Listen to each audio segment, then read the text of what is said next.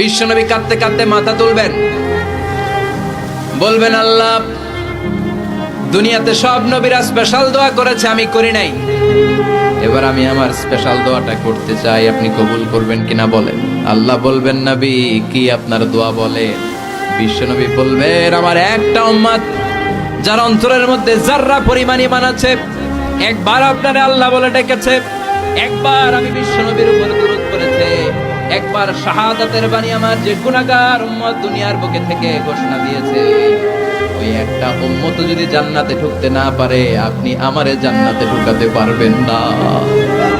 আল্লাহ বলবেন, সাল তুতা, সাল সাল তুতা, ওয়াশফা তুশাফা, শাফাত করেন নবী করেন, যার জন্য দোয়া করবেন আমি কবুল করে নেব। দুনিয়াতে বিশ্বনবী কম কষ্ট সহ্য করে নাই। 3 বছর শিয়াবে আবি তালেবে জেল খেটেছে। কয় বছর? দুর্ভিক্ষের বছরগুলোতে বিশ্বনবীর পেটে দানা পানি ছিল না। কলিজার টুকরা হাসান হুসাইন কই মাছের মতো ছটফট করেছে, জামিনে ক্ষুধার জ্বালায় বেহুশ হয়েছিল। বিশ্বনবী যদি ওই স্পেশাল দোয়াটা করতেন, জান্নাত থেকে খাবারের বস্তা পাঠিয়ে দিত কে? ওই দোয়া করছিলেন?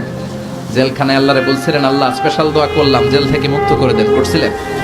যুদ্ধের ময়দানে নিজের দাঁত ভেঙেছে, উহুদের ময়দান সাক্ষী, বিশ্বনবীর মুবারক রক্তে উহুদের ময়দান রঞ্জিত হয়েছে। সেদিনও বিশ্বনবী ওই দোয়াটা করে নাই। চিল্লায় বলেন ঠিক কিনা? তায়েফের ময়দানে বিশ্বনবী কয়েকটা জায়গায়, 3 জায়গায় বেহুশ হলেন। বিশ্বনবীর মুবারক দেহ থেকে রক্ত ঝরলো। ওই কঠিন বিপদের দিনও বিশ্বনবী এই দোয়াটা করেছেন নাকি? কথা বলেন।